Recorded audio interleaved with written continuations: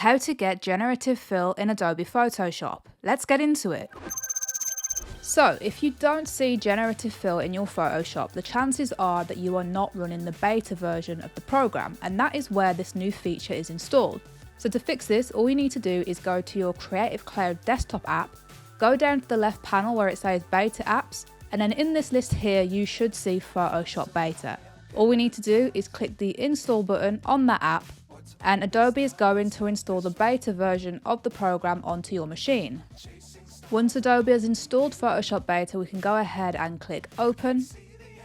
Photoshop Beta is then going to load, and if we just create a sample file just for the purposes of this tutorial, as soon as we load up the project, we can see that we have Generative Fill installed on our machine.